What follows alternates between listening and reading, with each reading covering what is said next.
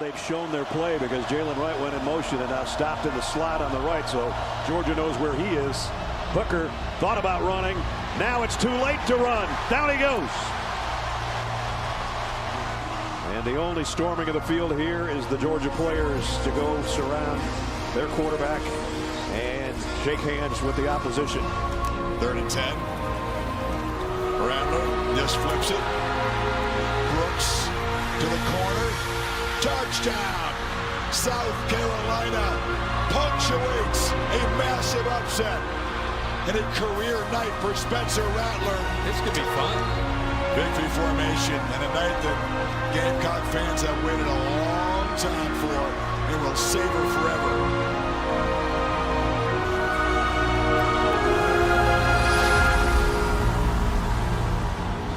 Haven't seen a handshake yet. It's going to be hard to execute that now. The Vols are back. And before long, we'll be taking a bite out of everybody we play's ass. Thank you very much. Yeah! Yeah!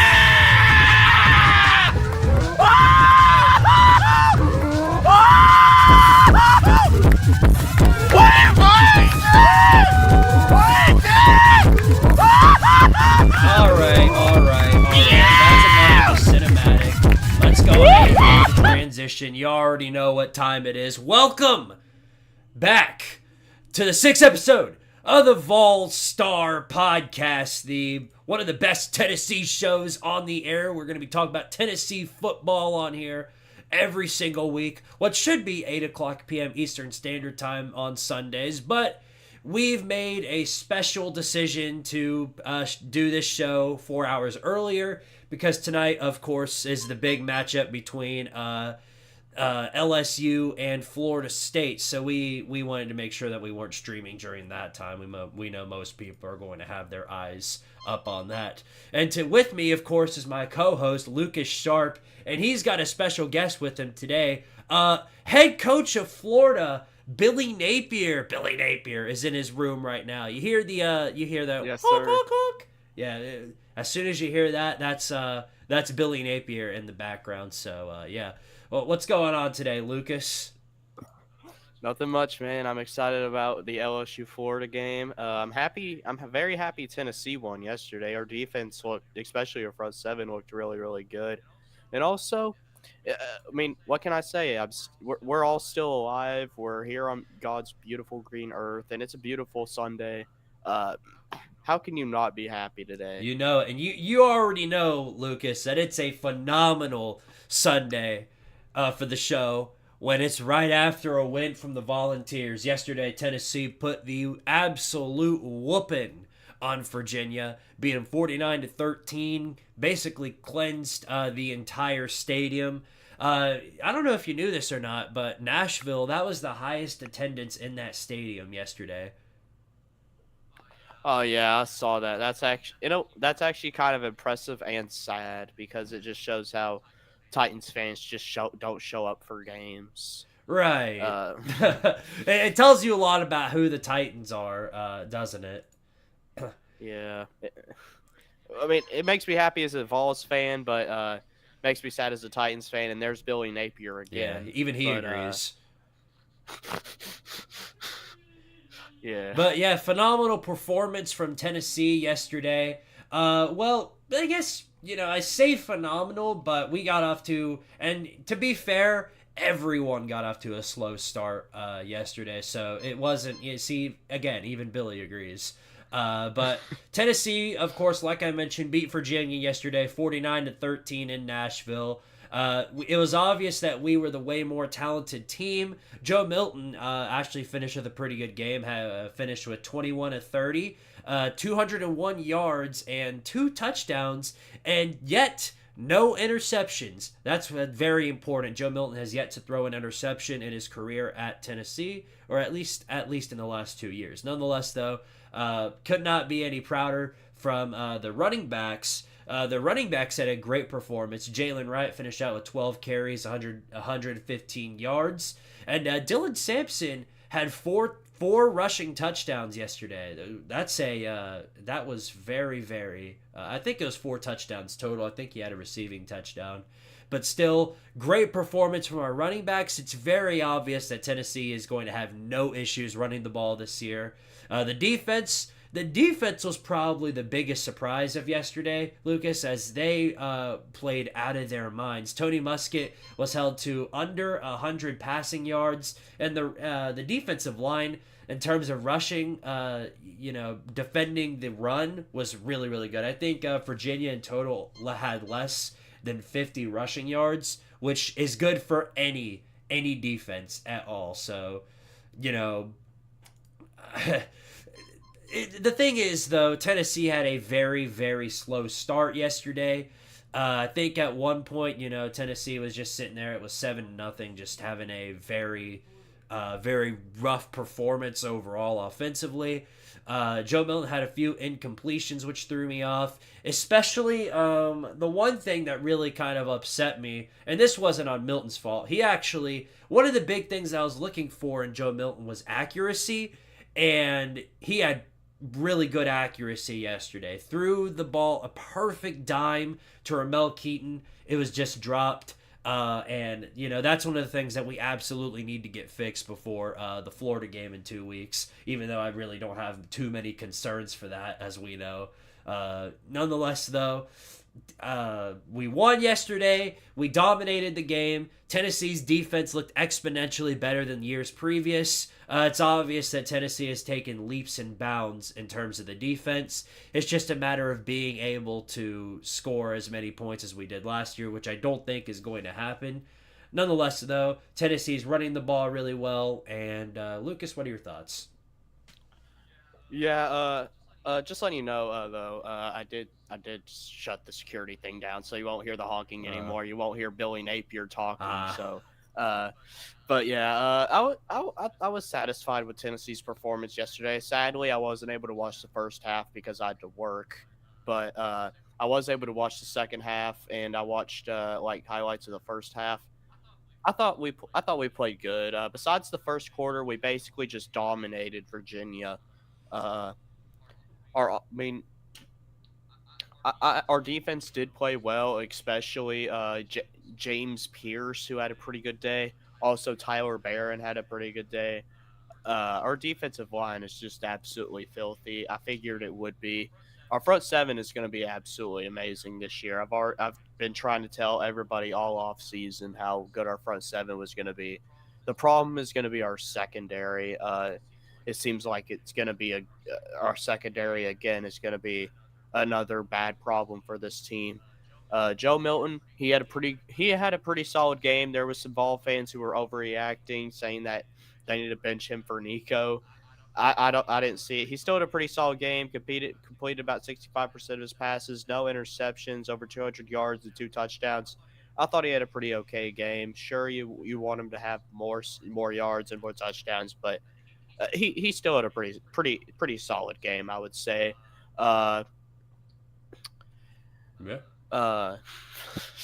Running, of course, Dylan Sampson, amazing game from him. This is probably the best running game in the SEC, and I don't care what anybody says. This team has the best rushing attack in the SEC. You can argue Georgia, but I think we do. All right. I think Tennessee. I think they're going to be fine this year. The only two teams that worry me so far are are Bama and Georgia so far.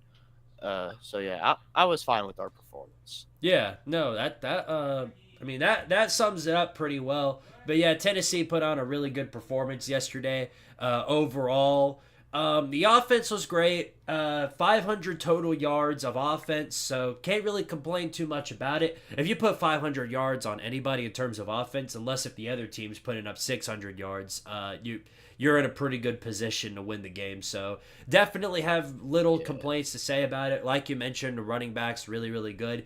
Here's one thing I am very concerned about, though. Okay, so special teams was not too bad yesterday. Special teams, specifically our returning crew, I feel like I'm not.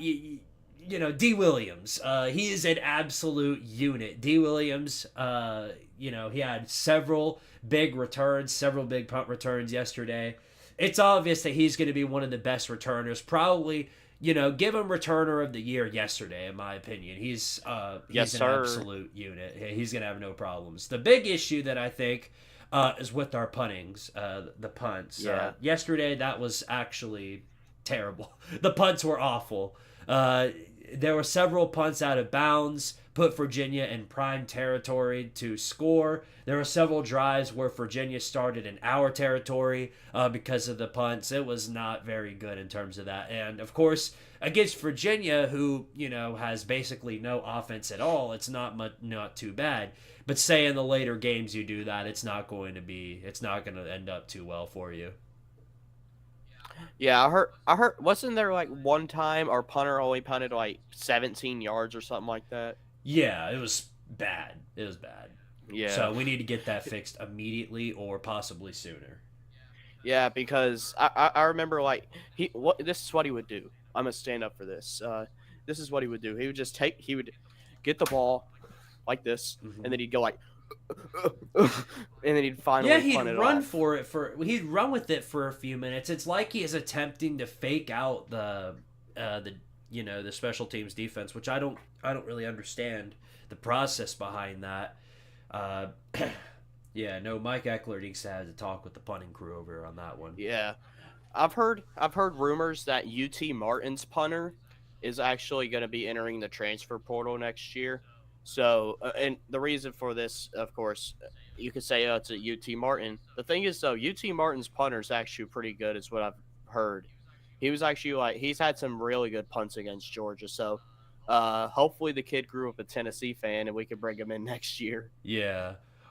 So we'll see how it goes. But, yeah, Tennessee handled business real well against Virginia yesterday. Not much to say that, discredits what Tennessee put up yesterday. Win's a win, and we'll absolutely take it. Tennessee's currently undefeated, which a lot of teams cannot say today. So I will take from that what you will. South Carolina and Florida. Yeah, right. So we got some people in the comments already. What's up, TriStar, Hokie for Life, Mayhem, Matthew? Good to see you all in the comment section.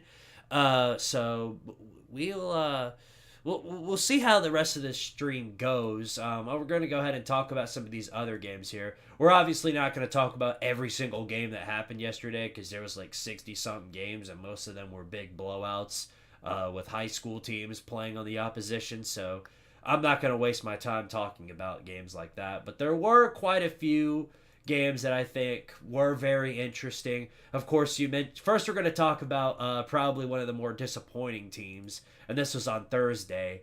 Florida's awful, ain't they?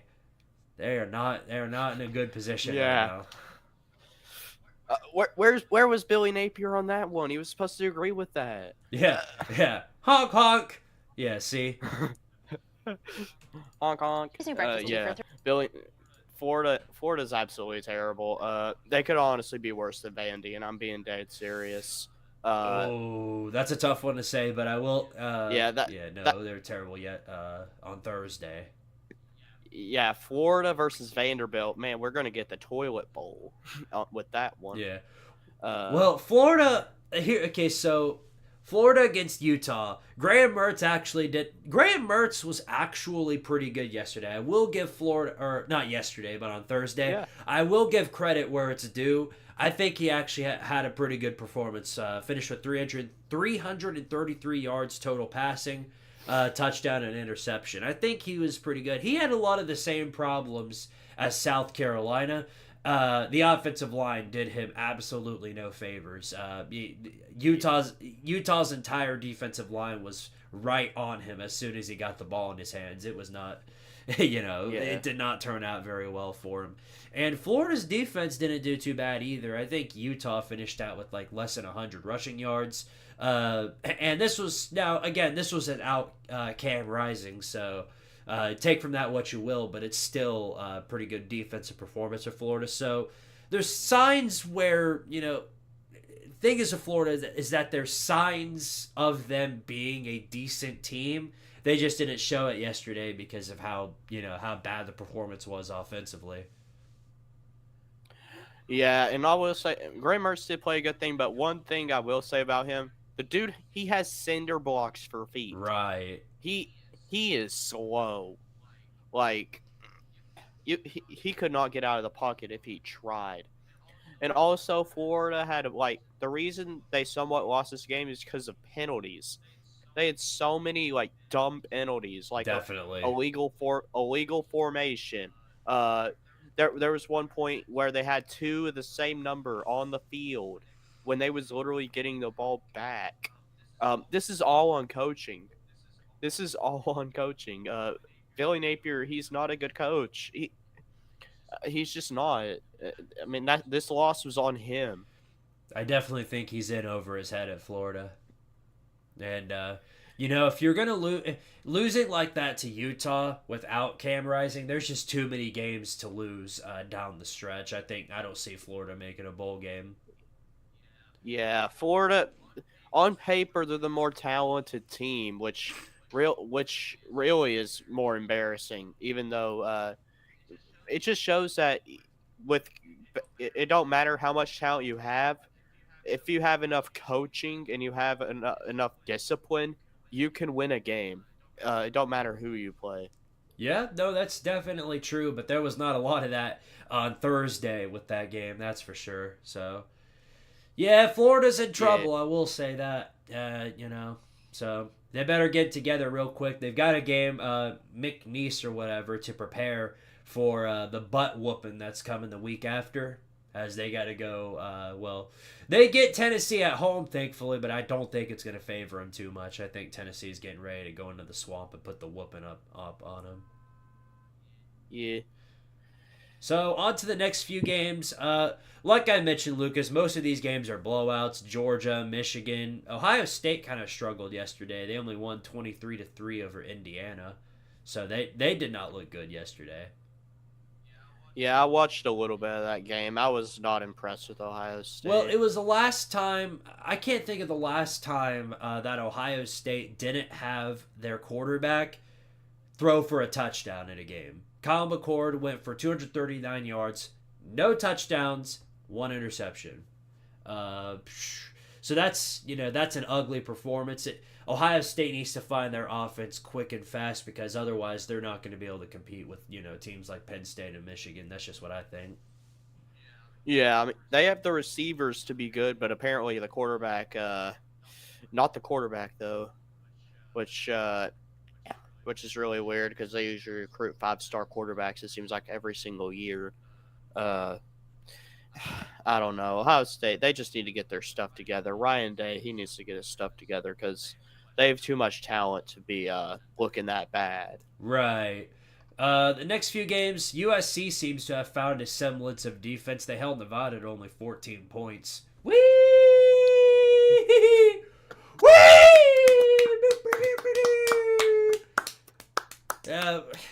Wave the maracas! They did it! They did it! But yeah. Start the parade, hang the banners. Really. Alabama was actually pretty impressive yesterday. 56-7 over, well, it's MTSU, but Jalen Milroe actually played a pretty good game, had 5 total touchdowns, 194 yards passing, 48 yards rushing. Maybe there's some semblance of an offense with Alabama. I don't know. We'll have to see when they play Texas next week, which Texas didn't look too good. They won only 37-10 over Rice. Quinn Ewers did go for 260 yards and 3 touchdowns, but Texas really kind of struggled running the ball. So we'll see how they do. Yeah, I think they'll be fine. I mean, it's week 1. I think everybody has a little bit of the heebie-jeebies. Yeah, right. Now, Ohio State, of course, we mentioned them, but, Ohio State, they have to play Notre Dame in a few weeks, and Notre Dame is looking more and more impressive as the weeks progress. Sam Hartman against Tennessee State went for 194 yards and 2 touchdowns. That doesn't seem too impressive on paper, but Notre Dame didn't really even have to throw the ball. Their running backs took care of most of the business, so they won 56-3. So, in my mind, Notre Dame is the favorite right now to beat Ohio State, but we'll see how that goes as the week progresses. Yeah, Notre Dame, they look good. They look really good. Yep. As for the next few games, Penn State and Washington were both really impressive, especially Washington. Michael Penix against Boise. Now, I expected Boise State to give him a little bit of a challenge, and they gave him a challenge all the way up until the second quarter came around. Michael Penix threw for 450 yards and 5 touchdowns. Put on a big performance against Boise State. Put the whooping on him 56-19.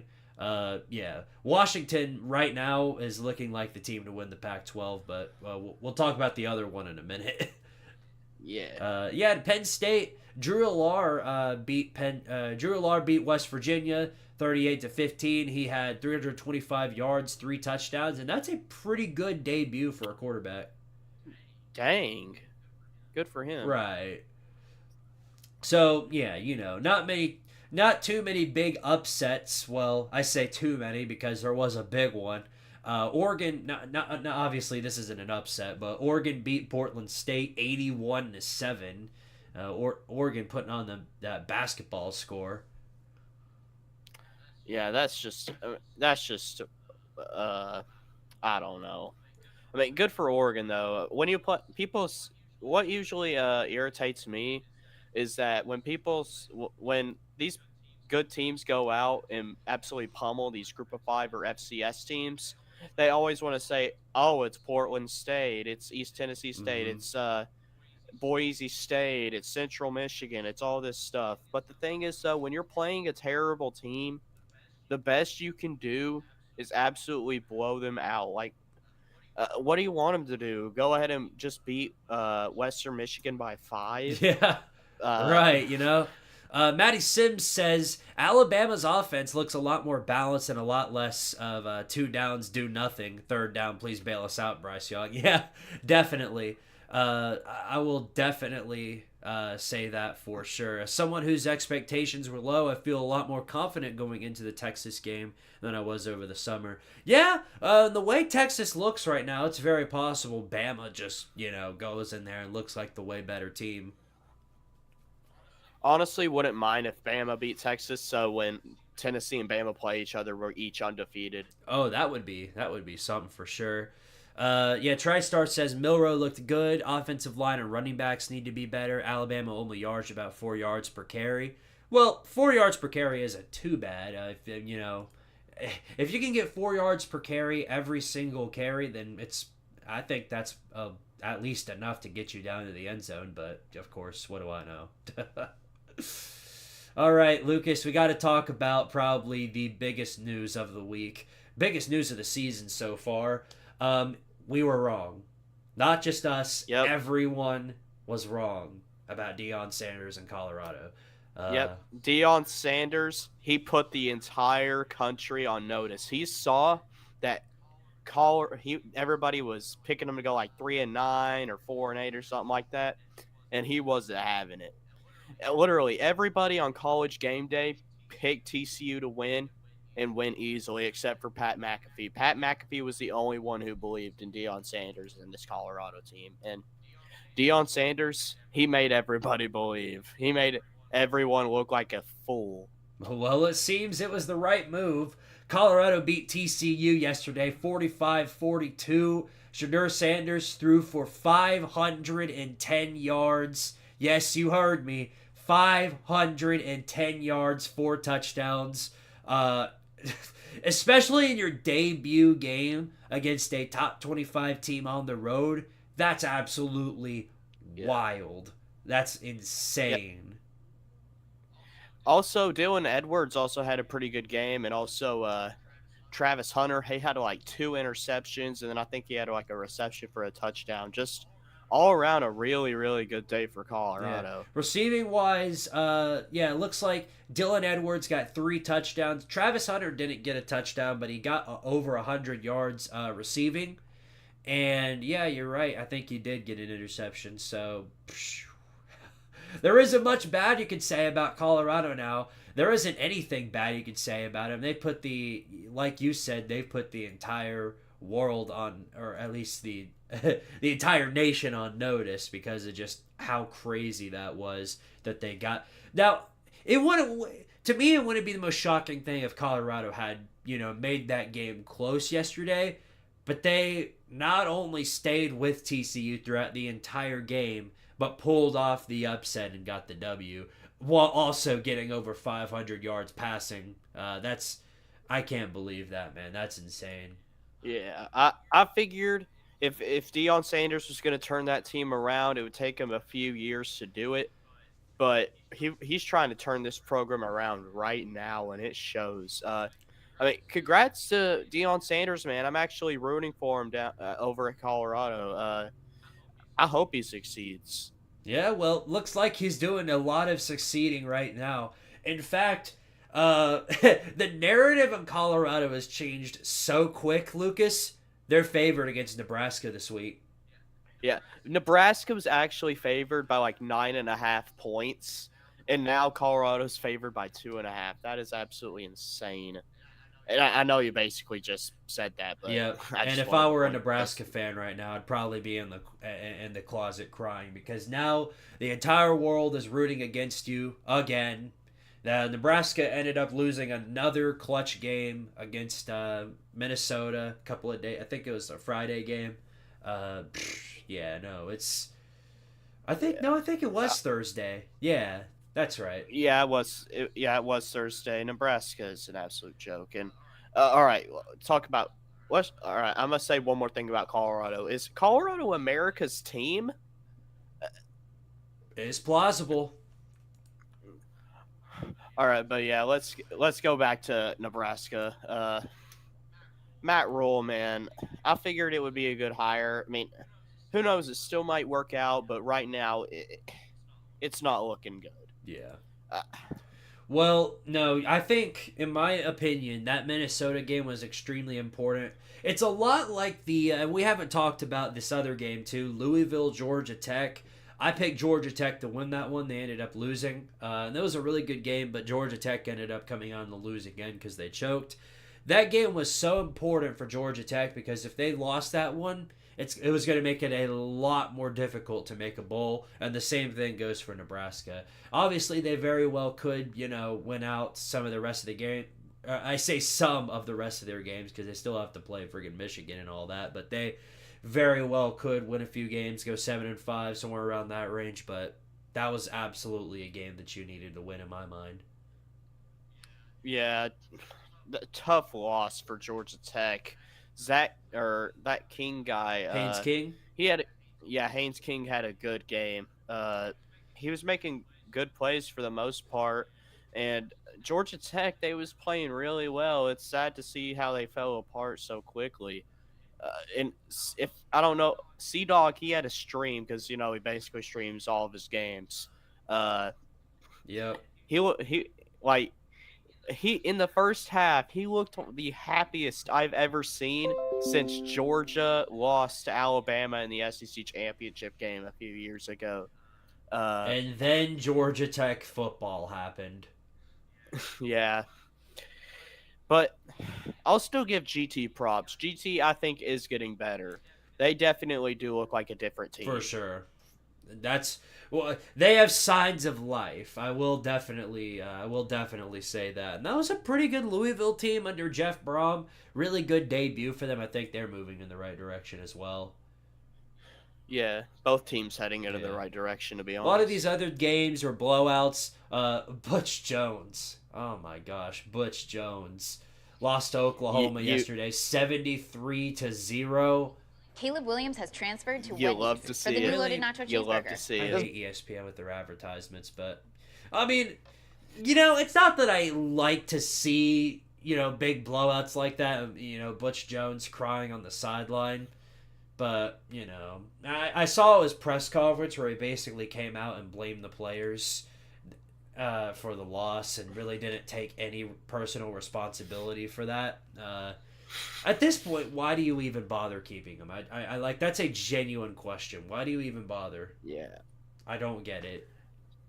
Yeah, Butch Jones, he just ain't meant to be a head coach anywhere. Really, he could go join Jeremy Pruitt at the same school that he's at. They can be like co-PE coaches. Yeah, co-PE teachers. Yeah, I would favor that.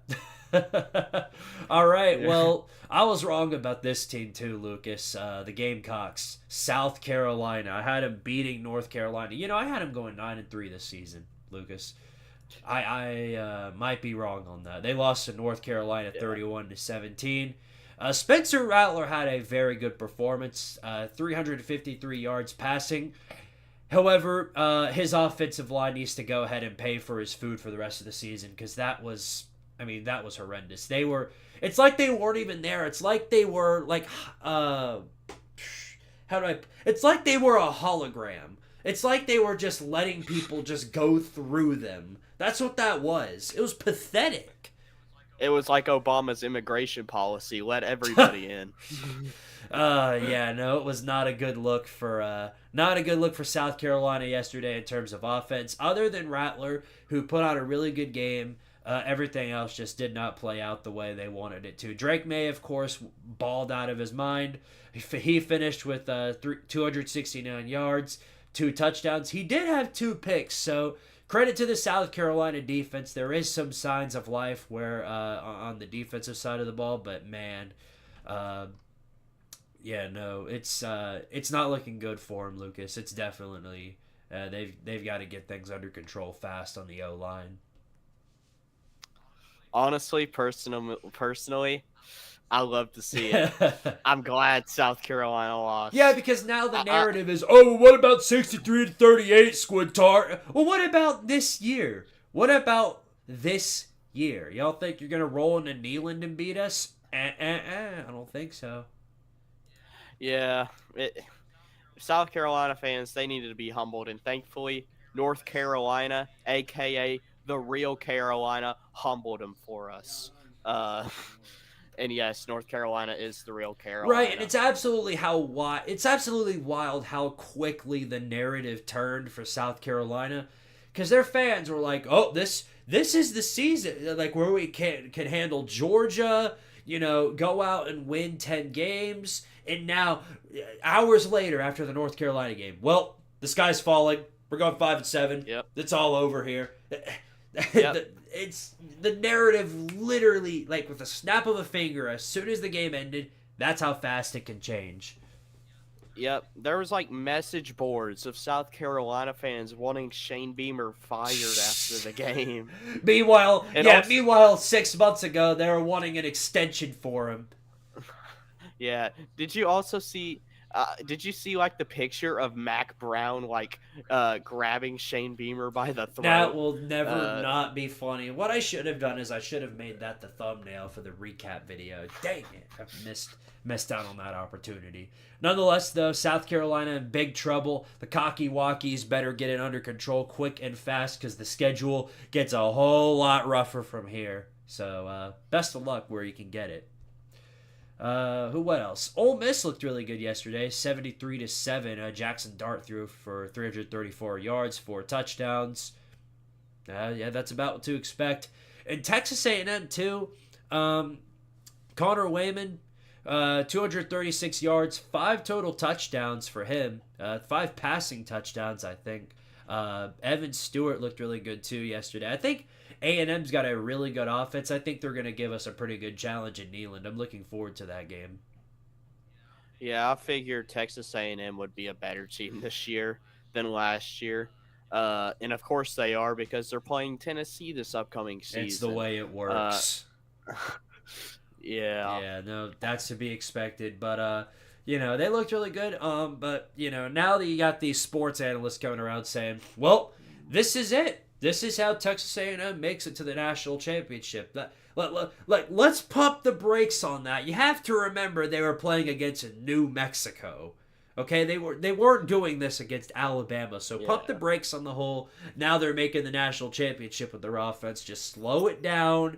Let's rewind it a bit. Remember, this is still Texas 8-4 we're talking about here. Let's see what they do throughout some of these later weeks. They got Arkansas coming up in a little while, so let's just relax a bit. Exactly, man. Yeah. Yeah. Eric Twyman says South Carolina man and Florida man both been talking shish before the season start. Yeah, no, that's what we've been telling. And now that the sky's fallen for him, what about 63-30? Yeah, remember that? Remember that? No, we don't remember that because welcome to the new year, bucko. Make sure to give the stream a like if you haven't already. We do the show every single week. 8 o'clock p.m. Eastern Standard Time on Sunday. Of course, today we're doing it 4 hours early because of the LSU-Florida State game, but every single week after this, we'll be doing it at regular time. So make sure to give it a like. And, join us next week. Of course, we're not finished yet. We still have some more games to talk about, and we have to preview next week's game. Or this week's game, whichever way you look at it. But yeah, we mentioned Ole Miss earlier, Lucas. Now we got to talk about Tulane. They handled South Alabama pretty well, 37-17. Michael Pratt threw for 294 yards, 4 touchdowns. Really good performance overall by Tulane. Some people thought they were going to lose to South Alabama yesterday. They quickly shut down that narrative. And I mentioned Ole Miss because both of these teams play each other next week, so that's going to be a really fun matchup, I think. Yeah, that's going to be a good game, I think. And Ole Miss has to travel on the road, has to go play at Tulane. That's going to be really interesting, I think. Oh my goodness, these freaking advertisements, bro. I'm so sick of ESPN doing that. Every time you load up the ESPN scoreboard, they play one of these advertisements every time you switch tabs. Absolutely, that irritates the hell out of me. But anyway, let's see what else we got. Iowa, the Iowa Hawkeyes. Shocking news here, Lucas. The offense ain't no good. Shocker. Well, oh my! Who would have thought? Who would have thought? They won 24-14. Cade McNamara had a pretty good game, but only 24 points on Utah State. I mean, it's a win, so take from that what you will, but you've got to be able to move, a little bit better than that going forward. Yeah. Man, Iowa, they need to get their offense figured out. I mean, they obviously have a good defense. If they were able to get that offense figured out, I feel like they'd be a playoff team. They possibly, yeah. Let's see. So, there isn't too many other games to talk about, but there is some games we can go over that I think will kind of shapeshift how some of these other things work. I want to say this, Lucas. The Big 12 is currently Texas and Oklahoma are laughing at the Big 12. They were probably the two best teams from that conference yesterday, and two teams that I thought were going to be significantly better, Baylor and Texas Tech, both lost embarrassing games. Baylor lost to Texas State, 42-31 the final score. Good Lord. Yeah, at one point that game wasn't even close. At one point, that game wasn't even close. Texas State, I saw the score. They were dominating that game. Yeah, no, it's bad. It's bad over there in Baylor. And I really thought... Because I had Baylor getting the upset over Texas this season. Might as well throw that one right there. Yeah, Texas will absolutely destroy Baylor. And Baylor has to play Utah next week. They have to play Utah next week. Oh, yeah. And speaking of which, Texas Tech, literally the exact same situation. They went on the road to play Wyoming, and I thought they were going to win yesterday. Tyler Shaw had actually had a really good game, but his defense didn't show out. They lost in double overtime to Wyoming, 35-33. So, yeah. And like Utah and Baylor, Texas Tech, guess who they have to play next week? Oregon, who just put up 81 points. So, yeah, the defense doesn't get any easier for y'all. Good luck. Yep. Man, two teams that you predicted to be good in the Big 12, they're both about to be 0-2. Oh, man. So unless, Wyoming turns out to... Because I've already gotten the comment, what if... remember Kansas State and Tulane last year? Kansas State lost to Tulane, and then Kansas State won the Big 12, and Tulane went on to win a New Year's Six. Well, if Wyoming goes off to go beat the Pac-12 champion in a New Year's Six bowl, Whoop-de-doo! But to me, I highly doubt that's the case. I do not think Wyoming is capable of doing that, but maybe I'm wrong. I don't know. Yeah, who knows? Maybe Wyoming is somehow suddenly Yeah, good. maybe Vandy's an 8-4 team. All right. Eric Twyman says, I guess referring to South Carolina, that was their Super Bowl win along with the Clemson win. Yeah, no. Biggest two-game stretch in program history. Biggest accomplishment since, as Lucas said, the 1969 ACC championship game. Or I guess it wasn't even a championship game. They won the championship.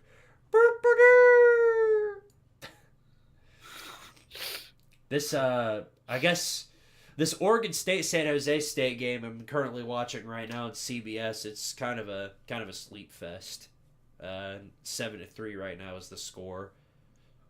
Oh, I might put this game on me. It is football though, so take from that what you will. And yeah, LSU Florida State kicks off at 7:30, and then tomorrow 8:00, of course, Clemson and Duke play.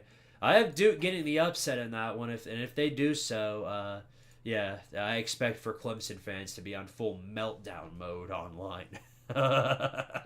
Yeah, that'd be hilarious. I don't think Clemson's gonna lose though, to be honest with you. Yeah, I mean it's gonna be a tough game, I think, because this is Cade Klubnik's first start in a new season. Well, his second start. His first start was, of course, the Orange Bowl whooping, but yeah, first start in a new season with the new OC. Who knows? Maybe he'll do good. I don't know. Yeah, a lot of time to figure out that one.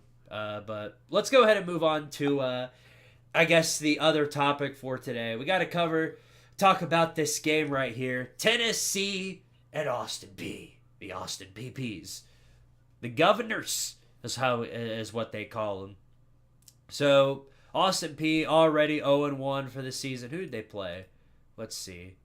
Oh, yeah, they played Southern Illinois, lost 49-23. There really isn't much to talk about here, Lucas. This is kind of your average high school team. Tennessee should go in and manhandle them. Yeah, Tennessee will win and win easily. You could put me as a wide receiver, and Tennessee would still win. Well, honestly, they could put BVD as a wide receiver, and chances are they're probably still going to win. Because, well, here's what I'm expecting, Lucas, and this is based on what I saw in the Virginia game. We may not get to see too much of what Joe Milton is capable of passing-wise. I feel like Tennessee is going to do what they did against Virginia and run the ball down their throats. I think running-wise, Tennessee is going to absolutely just continue pounding that defense, and eventually they're just going to get tired out, and that's when Tennessee is just going to continue running the ball. We may get a few big throws. We may get, Joe Milton throwing some big dimes, and I hope we do, because I want to see, I want to make sure that we're prepared for that type of performance the week afterwards when we have to travel down to the swamp. So hopefully we get that under control.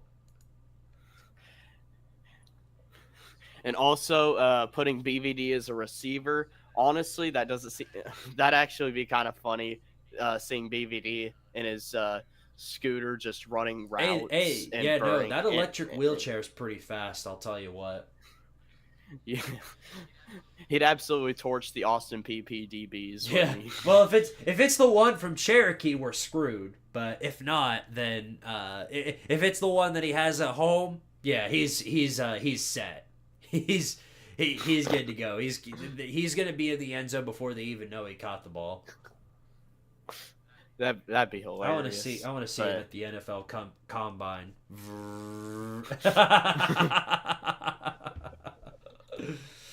Imagine that. That is something I would love to see. BVD at the NFL combine.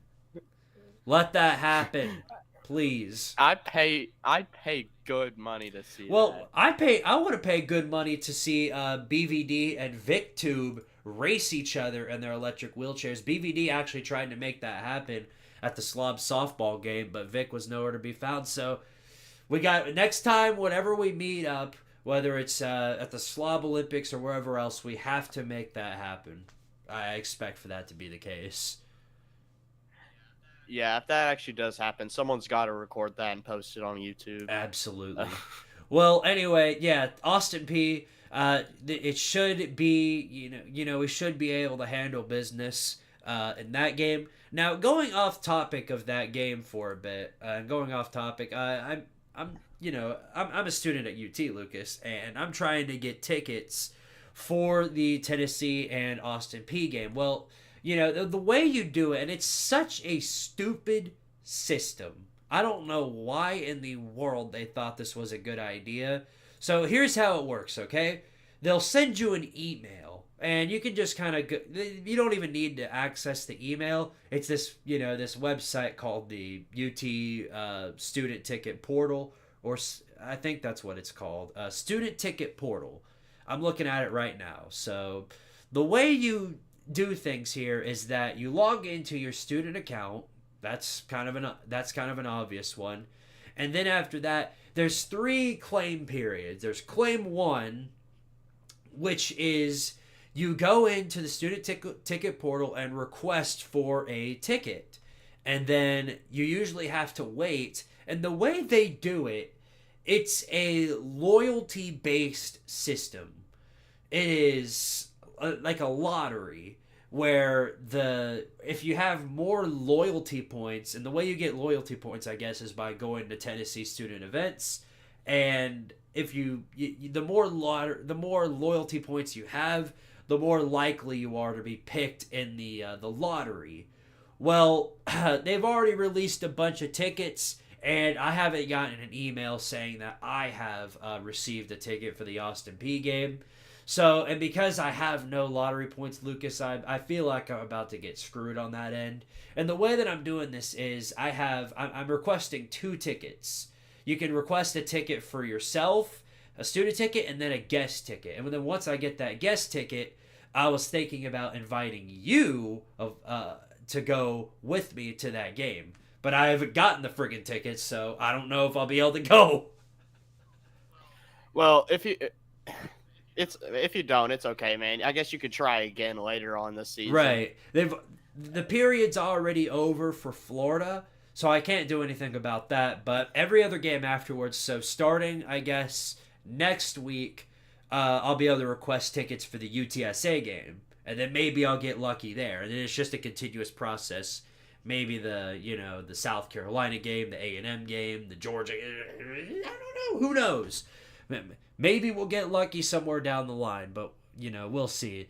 The claim period isn't over yet, and after the claim periods are over, they have this thing, I forgot what it was called, but it's like just a first-come, first-served type deal, to where you just, if you're quick enough on your feet, you can get the tickets yourself. And then if I'm able to do that, hopefully we'll be able to go.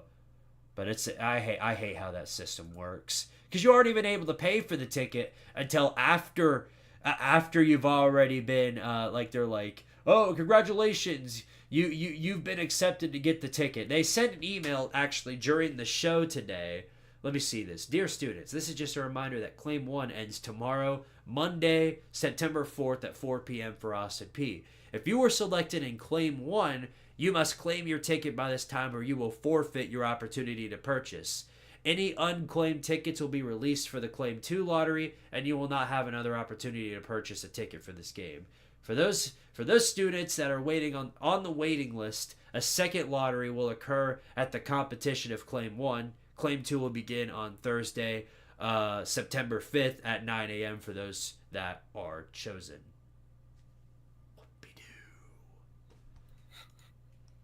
I don't understand this system. I don't get it. I don't get it. Is there somebody else that's like a veteran student at the University of Tennessee that can help me out? Because I'm lost. I am big lost. I figured you could just pay for them or get them or whatever. No, not that easy. Unfortunately, it is not that easy. Yeah, so you hit claim ticket, and then it says you are not selected in the lottery to claim a ticket for this event, but you have been put on a waiting list. What the friggin' do? Hey. It sounds like my sister when she was trying to get Taylor Swift tickets. Yep. Good grief. So I'll update you if anything happens, and then hopefully we'll be able to go to the game. But otherwise, that seems to be what we're waiting for. Yeah. Well, I think we've about summed up the show, Lucas. Anything else you want to say on here? Anything else you want to talk about? I guess I don't know. You want to say our final score predictions for FSU LSU? Sure.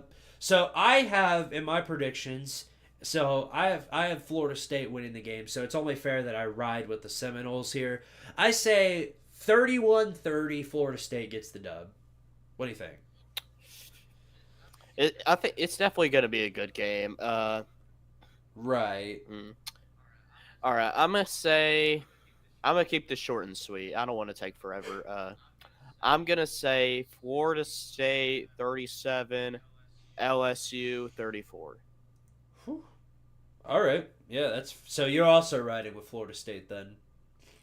Yeah, it seems like a lot of people on Twitter is riding with LSU, but I just think Florida State's the better team in my opinion.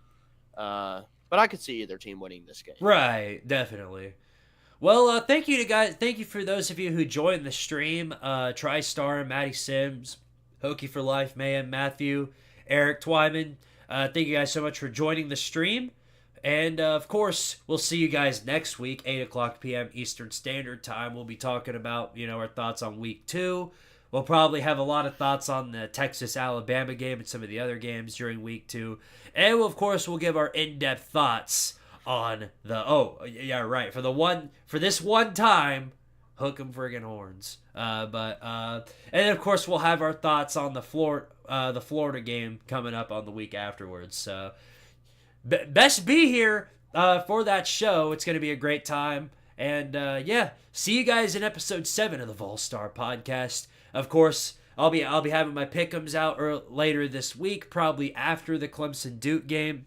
And then after that, of course, the hate video and the preview video. Of course, I'll do all that as well. So make sure you're subbed up to Squidtard if you're not already. And sub up to Lucas Sharp, especially if he's doing an LSU Florida State game reaction. You don't want to miss that. Yeah, I'll probably do that. It's definitely gonna be a good game, and I don't think a lot of people are actually going live tonight. I don't know. I think Lou is actually going live. Yeah, tonight. he is. If he is, then not.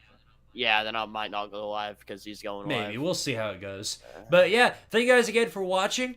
And what's up, YT Gamer Vibes? Thank you for jumping in on the stream. Unfortunately, you're a little late, but of course, these are all not recorded, but these are all live. You can just go back and watch the stream after it's over.